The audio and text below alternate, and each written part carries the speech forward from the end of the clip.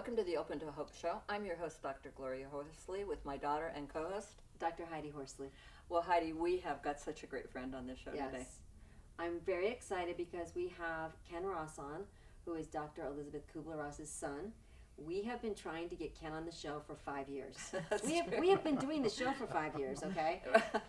Ken has traveled all over the world and does travel all over the world, and he's very, very hard to track down. Yep. So we're excited to talk to him today. We want to do a show on honoring the legacy of Dr. Elizabeth Kubler-Ross, who died in 2004, and basically was the reason we're sitting here today, Mom. Absolutely, absolutely. She just brought such a fabulous perspective to grief and loss, and we're going to hear her story and how she was a triplet, which I hadn't ever known, and just really wonderful things about her. And then we're going to have a couple of ladies who are in the field of grief and loss and recovery, and with an organization helping parents heal. And they're going to talk about what it's meant to them to have Elizabeth Kubler-Ross in the world too. Absolutely. So let me talk about. Well, let me say one thing Yes. first. I got to remind people. I don't want to forget this. That this is brought to you by the Open to Hope Foundation as well as the Compassionate Friends. Yes, very good. So I have to use a little bit of a cue card, but not much because I know Ken. But as I said, Ken is the son of Dr. Elizabeth Kubler-Ross, and he is the founder of the Elizabeth Kubler-Ross Foundation, and he's the former president, and now he is the vice president. And while growing up, he traveled all over the world. He has been everywhere watching his mother and being with her as she did her work and changed the world and changed the way that we talked about grief and loss. And he is a professional photographer. I live vicariously through Ken because That's right. I get to see my backyard while he sees the world. So he is literally he might set me straight on this one. So Ken, you've traveled to 95 countries So far. and your goal is 101. I'm in the home stretch. Oh my That is gosh! amazing. And you have seen them all, 101. I'm going to keep going. I'm not going to stop. What are there, the other but ones? What are the places you're going? I'd like to go to Mozambique, Madagascar, Ethiopia, Mali, Sri I've been to Lanka. Ethiopia. There you go. The See? stone church is there. Lalibela. Yes. Fabulous. And Can't Ken wait to go. also lived abroad growing up with your mother, right? I lived in Switzerland, Yes. Australia, and Sweden. That is amazing. So he truly is international and has been able to see the world of grief and loss and the way that people deal with it all over the world. Now let me talk a little bit about your mom. I was reading something about her. I didn't know that she had seen the concentration camps after did. World War II in the Right. children's shoes. After World War II, Yeah. my mom vowed as soon as the war ended she would join a relief group. And her father said, "No, Elizabeth, you're a little teenage girl. Please be a little realistic." And my mother said, "Nonsense, I'm going to go and rebuild Europe." And that's exactly what she did. The day the war ended, she joined a relief group, and she was assigned to go to a little village in France. They didn't have money to send her there, so if you can imagine, she had to hitchhike through war-torn France, sleeping in cemeteries where she figured she wouldn't get attacked, and eventually she made it to this little town and spent several months there rebuilding the village. Oh my gosh, what an amazing story. Well, let's get way back because I didn't know she was a triplet until I talked to you about it. Yeah, it was a very important experience for my mother because she was not only a triplet, but she was a twin. And being a triplet and a twin, unfortunately, they couldn't tell them apart. So my mother really wanted to develop her own voice because they always thought, "Oh, we don't know which one you are, so we're going to give you all the same grades in school." My mother would get 2 baths, her sister would get none. And so my mother really fought to get her own voice as a child. And later when she worked with patients, she thought, these patients are just like me when I was young. They don't have their own voice. And so her experience as a child and a triplet led her to fight for the rights of all patients, not just dying patients. And it seems to me that seeing World War II and seeing death and being around people who had loss and that kind of thing would have made her more able to be in that arena than a lot of other people. Exactly, because she was exposed to death working in these little villages in Poland and all throughout Europe. And it really had a profound effect on her, just wondering how humanity can do this to each other, what people experience when they know they're going to die. And it really set off a lot of questions from my mother back in the 40s. Yeah. So how did she get to the United States? Well, she went to medical school and she met this young doctor Now, where was she in medical school? in University of Zurich. Wow. Okay. And so there was... Before a lot of women went Oh to yeah, medical she was school. yeah. very, She very was- early on. I mean, it was very shocking to have female doctors back Yeah. in Switzerland in the 50s. So, but she met my father in medical school. They shared the same cadaver, if you can imagine. That's Very a romantic good story. What was his name or her name? Do you know? I know they name him. Yeah, so That's pretty I wasn't privy to amazing. that information. That's pretty interesting, given that she devoted her life to grief and loss and healing, and they met over a cadaver. Exactly. So it was meant to be. It was in her karma. So eventually, right. my dad, being a good New Yorker, he wanted to come back to New York, and course. kind of dragged my mother We all kicking and do. screaming, and it was quite a shock for my mom. I bet. And she got to the hospital and just realized that nobody died at the hospital, right? Exactly. It was And- a 600-bed hospital, and she was told there was not a single dying patient. And she thought, wow, this must be the most amazing hospital in all of America. No one's dying. Yeah. You know, so she went to her friends' hospitals, and universally, there was not a single dying patient. So without permission, she went up and down the wards looking at charts and going, wait a minute, this person's dying, that person's dying. And she started talking to them and realizing, you know, they were constantly lied to. Yeah. Universally. They were lied to. I didn't know this story. This is very Yeah, fascinating. back in the 60s, you know, Oh, you death didn't was a talk taboo subject. You do not talk about it in the family. And so sometimes the patients didn't even know they were dying? Oh, none of them did. Not a Okay. single one. The families were told, well, there's a spot on the x-ray, we're not quite sure. Mm-hmm. And, you know, nothing was actually spoken. Yeah, I mean, your grandfather didn't tell his grandmother, your grandmother, that she was dying. Yeah, and She they're was really... dying of leukemia, and she was going to die. And I think she asked, I remember she asked, am I dying? And he said, oh, no. I mean, that's how bad Exactly. it was. And the thing was that patients would be dying and their families would be right outside in the hallway, and they were not allowed to come in and say goodbye Wow. because it was against the rules. They could only have 5 minutes every hour. Didn't matter if the patient was actively dying, they were not allowed to spend time with. And was she in The New York dying at the family time when member. she was doing this, or where was she living at that point? She was living in Chicago. She was living in Chicago, Mhm. okay. And so from there she decided she wanted to do something about it, or? Exactly. She was just disgusted, and she was horrified because she grew up in rural Switzerland, where death is a part of the family and Right. a part of the village. Yeah. And, you know, And they had the people died at bodies in home. their It was home. very natural.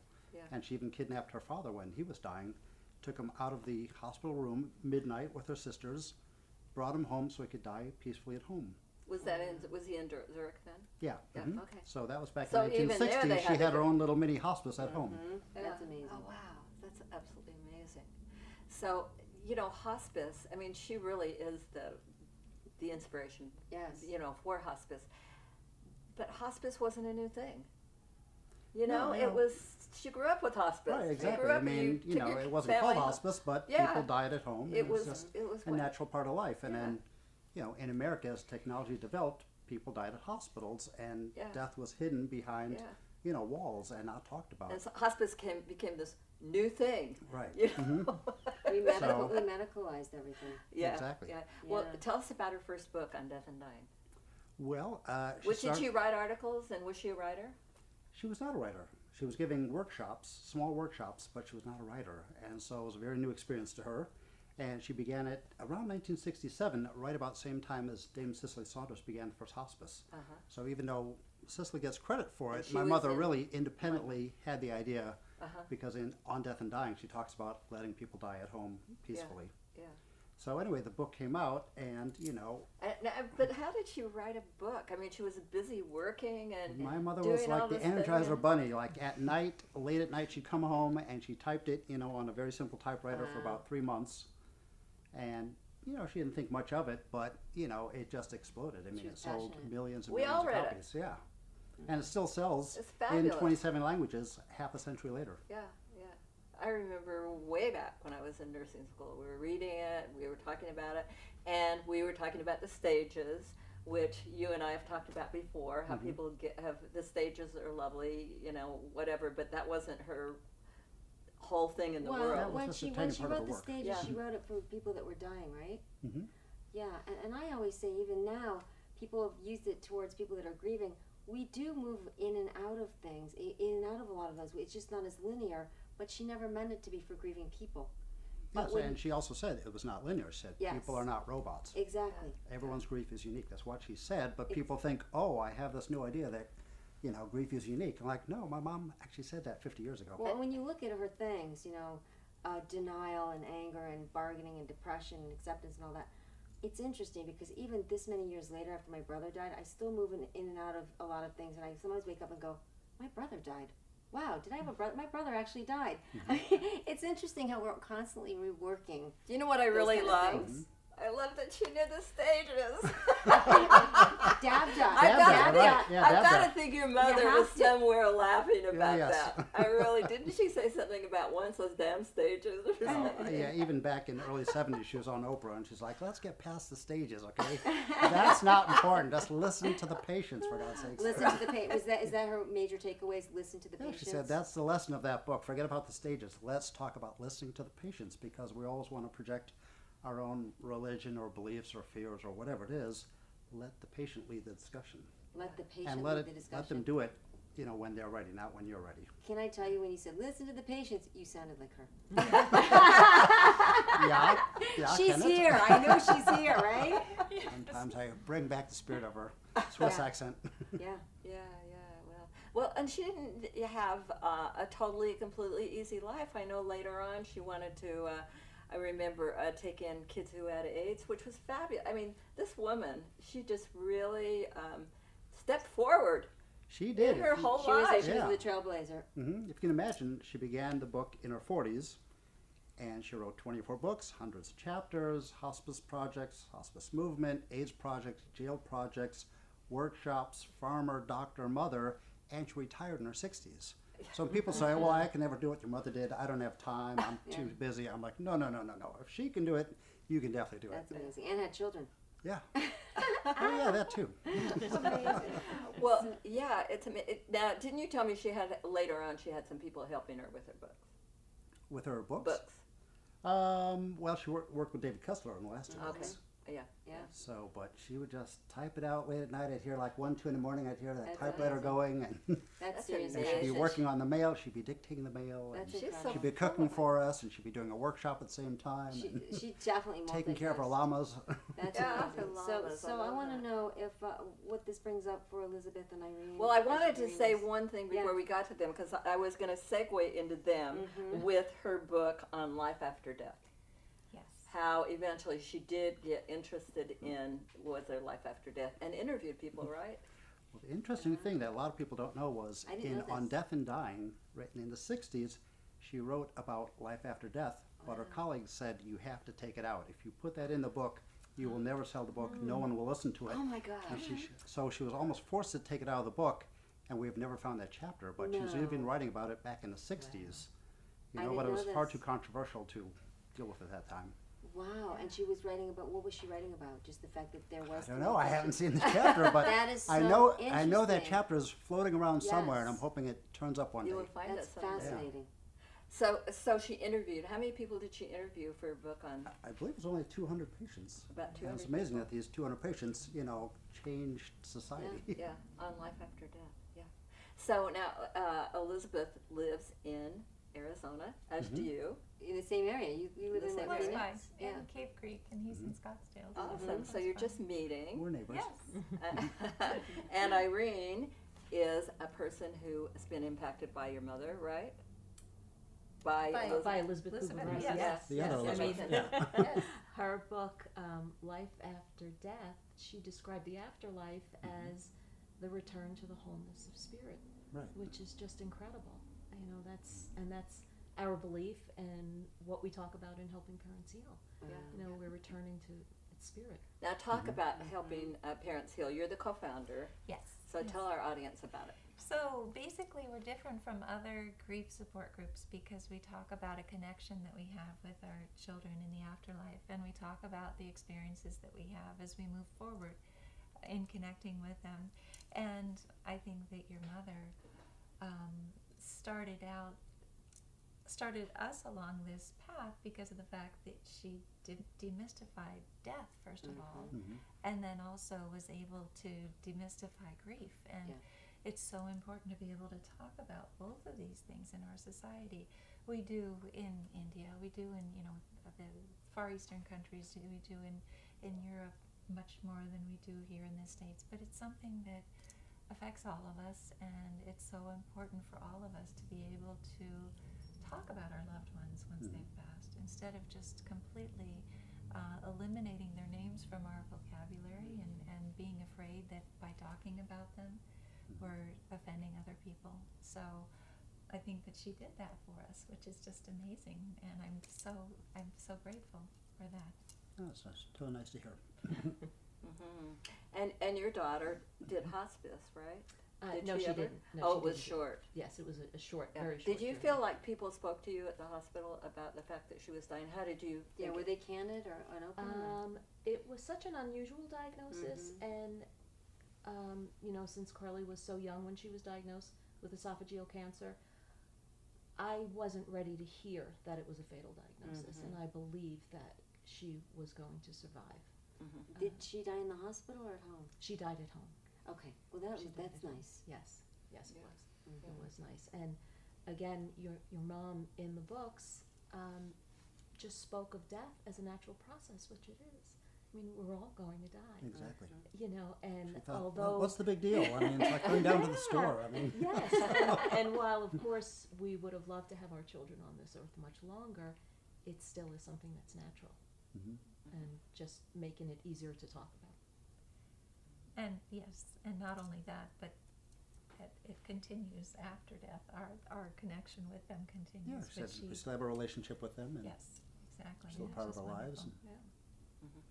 Now, how do you connect up with your mom? I know you've got a lot of her papers and all that kind of thing. I do. I also feel like she's still with me because I have so many, sources of media from her. I have her lectures and you're interviews going, and so forth, and I hear her voice literally every day while I'm processing, all the different things I have and working on YouTube and different things. So she's always there haunting me in some ways. So. and she's goal oriented. She's a taskmaster. Oh yeah, she She's is. saying, So Ken, come on, do this and that. kicks me in the tush. And you're going to the Netherlands. I am. So tell us about that. I'm very excited. My mom's getting a wonderful honor over there. She helped begin the first hospice in the Netherlands, so they're naming a town square after her, and the first hospice is going to be renamed after her next week. So I'm going over there for the ceremony. How wonderful. That's amazing. Yeah. Her legacy definitely lives on, and she is doing as much in her death as she did in her life. She is. We just started a new group in Chile. We're starting groups in India. We have our group in France just did a big project. Where else? One of our other groups, group in Japan, just completed their 40th workshop with people. So Wow. it's living on. It's very exciting. Absolutely. We're doing a conference in Argentina next year. So we have a lot That's of things going on. amazing. So Yeah. you're all over the world Mm-hmm. with her legacy and with the Elizabeth Kubler-Ross Foundation. And where can we go to find the Elizabeth Kubler-Ross Foundation? Do We you can just go Google to ekrfoundation.org. Okay. Very good. Yeah, fantastic. Well, we're going to show a video of Elizabeth, and so you can see her and hear her voice. So Once again. let's watch that. We are so honored to have you back on People Are Talking, and I guess we have to begin by finding out how we ourselves can accept death as a part of life instead of rejecting it and not really wanting to think about it and just putting it in the back of our minds. Why should people watching the show today want to hear about death? I think a lot of people in the audience have either a terminal illness or have lost a child or are in the process of being forced to face the issue. When you're healthy and everything goes well, nobody wants to think about it, which is ridiculous. Because if you live fully and learn to live without fear and guilt, it doesn't matter whether you live 20 years or 90 years. And I think we have learned from dying patients not so much about the old stuff, the stages of dying, which is old, but how to live without fear and guilt so that when death occurs, it's okay. That is the key to it, right? Yes. To accepting death, to live without fear and And guilt guilt. so that you'll be able to accept it. Fear How do you and do guilt, that? Fear and guilt are the only enemies of man. If you can learn to live without fears and guilt, you live every day so fully that you feel like you live 100 lives. Should we, though, in life be thinking about, should we prepare ourselves for dying? It's, as you say, it's something, if you're healthy particularly, you don't really want to think about. How do you start to think about it? To me, it's like people who live in Southern California, where I come from, or Florida, who have oranges on the ground and nobody picks them up, nobody appreciates them. And all you need to go is to Chicago and you would love to have a basket full of fresh oranges. You do not appreciate life when everything is nice and smooth until something hits you and then you begin to think about it. And our values are so distorted. Amazing. Again, it's just amazing how your mom has impacted everybody. And if people want to learn more about her, definitely Google her. Because when I Googled her, as you know, she's all over the internet. Photos, history, video. I mean, it's absolutely fabulous. Like I said, she laid the groundwork for us being able to candidly have these conversations. Well, I think it's important for us to keep on having them, because I know one of the things your mom said when she became ill or had a stroke or what it was, that she was a little bit discouraged that people weren't more responsive at the hospital to grief and loss. Still, Right. she was still had that mission. And she was a bad patient too. But bad patients are the ones who survive. Well, And there's some exactly. research, They're the ones that there's some agree. research that shows that. Yeah, they are.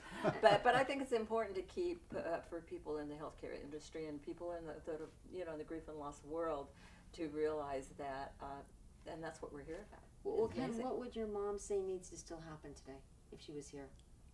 Well, she would say the problem with hospice in general is that there's too many of them. She said they're Okay. like, what does she call them? Chicken delights. With her Swiss interpretation of Kentucky Fried Chicken. She said there's too many of them. We're focusing on building quantity when we should focus on quality, obviously. Okay. And she said also there's a problem with the medicalization of grief. Should be discussed, with that going on. She said, let's Yes. get back to the basics. That's where we should be focusing on. And that is, the basics are keeping people out of pain, listening to them. Yes, absolutely. Yeah. Just being honest with them, listening to them, and don't be afraid of death, obviously. Yeah. So have a lot of respect for your patients. Don't talk down to them. Right.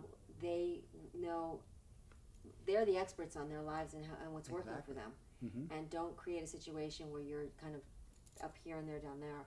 But listen to them. I like that because I still think we really need to listen to those patients out there. Right. Put And I know yourself in that their you- shoes. I know that you and Diane Gray have created situations where you've gone in and had groups of people that are grieving and have grieved and gone through the hospital process, educating the staff and the professionals. Mhm. I love that you do that and creating those kind of dialogues back and forth. Oh, yeah, absolutely. It's very important. Yeah, it's so needed. Yeah. Now, what are some of the major things that you talk about when you give your talks? Well, I've been speaking with my mom for, decades, Yeah. and I find there's a broad range of questions. They all want to know, where did she begin? How did she get interest in death? Uh-huh. What did she do after World War II? Uh-huh. Why did she become a doctor? What was she like as a mother? What was it like Oh, traveling with I her? wanna hear What did that I one. learn? So I try to cover everything in about an amazing. hour and 15 minutes, which is very difficult because I have thousands of stories, but I try to do a little slice of each pie and just enough to make, everyone as happy as possible. Give us one of your favorite stories about having Elizabeth Kubler-Ross as your mom. Well, let's see. My mother always dreamed of going to Africa as a child, and so we went down to Africa several times, South Africa, Botswana, Zimbabwe, to begin hospices. And we were with the Ndubili tribe, and with the ones with the long Yeah, necks. yeah. Oh, yeah. And so we're having a great time. We're just a very remote village, and a car pulls up and says, "Excuse me, is one of you Elizabeth Kubler-Ross?" And my mother said, "Yeah." "Oh, well, this man Credo Mutwa, who's a Zulu witch doctor, wants to meet with you." She goes, "Okay, let's go." And we just jump into the stranger's car, and we drive like 4 hours. I'm like, this is kind of crazy, but So we get there, and we go in a tent, and here's the chief Zulu witch doctor of all the Zulus, and he's like the 600-pound witch doctor sitting in this large tent. And my mother proceeded to have a 4-hour conversation with her. And it was just an amazing conversation. They were talking about aliens and grief and life and, how the Africans perceive death and how they approach, people who are dying and so forth. And it's like, wow, this is pretty crazy. And he's like, "Elizabeth, I'm your biggest fan," I'm like, wow, like the Zulu witch doctor knows my mother. This is incredible. That's amazing. Yeah, so Wow, that stands out. That's a wonderful story. It is. Wonderful, wonderful. Well, why did she become a doctor? When you said that, it was Yeah. one of the things I'm like, wow. I think she was born to it. When she was young, she'd just take in stray animals and heal them. And, I think she was playing doctor with the animals. And then, again, grief was very much a part of her village life. Some of her friends died. One of her neighbors fell off a tree and broke his neck. And my mother almost died once when she was 4 or 5 years old. Oh, really? And Was she then- unconscious for a while? Or? She was. Mm-hmm. It's interesting. I ask that because I have heard so many great people like her who have been unconscious as children. Mm-hmm. And had these near-death experiences. Yeah, and then she almost died after World War II. She caught typhoid Oh. when she was doing relief work and has spent several months recuperating in Denmark. Uh-huh. That's amazing. Interesting. And it sounds like she really took you everywhere and didn't try to shelter you from the work she was doing. Oh, no. You were right there. Oh, yes, I Which met, I love that about her. healers and Eskimo healers and witch doctors and fortune tellers and tarot card readers in Lebanon and all sorts of things, you know, so. Is there anything that you learned? I know there's probably a lot from your travels that you think is an amazing practice for people that have had a loss. Wow, I don't even know where to start with that question. It sounds like one of the Read things- some of my mother's books. It sounds like one of the How's things that? is just open communication and not creating taboos around these kind of things. Yes, you know, my mother was all It's a about, part of you know, life. think of yourself at the end of your life, sitting in a chair and you're looking back on your life. How would you like to fill that photo album? Okay. You know, and like you're gonna get there, so let's break down the fears, break down the taboos, live your life large, you know, and don't live your life with fear, because fear is so Yes. ridiculous. When you get to the end of your life, all these little things are just, you know, nonsense. So go out there and live fully and live your life love-based, not fear-based. So It's- make your life your message, which Yeah, Elizabeth exactly. did. Mm-hmm. I love it. Love-based and not fear-based. I know she I talked know. about a lot about love. Yeah, unconditional love. I mean, Yeah. just, you know, life is short. Just take chances, and if you're not making mistakes, you're not trying hard enough. I like that. And what I'm amazed about is she didn't have fear. No, she was. She jumps in a car with some guy and off you go. Well, Yeah. think of it as a Let's go, child Kenneth. going off. Her father's like, no way, and she's off to the village. Yeah, my father's much more traditional, so I grew up a little conflicted between my parents. Uh. They're both brilliant doctors, but very different. We often had, you know, little clashes at the dinner table about life after death and things like that. Your grandfather said you can't go off to the village Yeah. and work. Wait, what And she happened? did. How her father told her that she couldn't go work at the, leave and help the kids, right? Anytime you waved the red flag from my mother, she was like the She bull. did it. She would go for it. She was like the bull. Oh, yeah. So, I love it. That's fun. Yeah. What an amazing. Now you've got a sister, I do. and she's not as involved in the organization as you are. No, she's more of kind of followed my father's work as, Ah. you know, working with head trauma patients and so Oh, forth. she's a doctor also. She's a clinical psychologist. Oh, a clinical Okay. psychologist. Yeah, and she married a psychologist. And my stepmother's, you know, in the medical field. Wow. And everyone except me.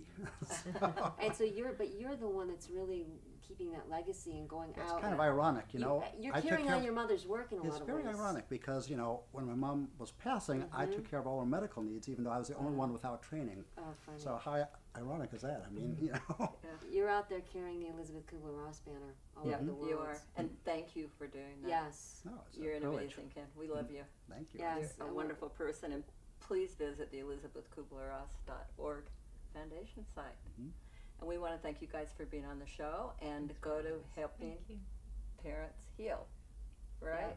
Yes. .org, Dot and they're org. going to be having a conference in April in in Phoenix, so you might want to go. Oh, yeah. Yeah. Yeah. And we want to thank everybody for watching this show today. And as Heidi and I always want to tell you, if you've lost hope, and I'm sure these folks all feel the same way, please lay down ours until you find your own, and God bless.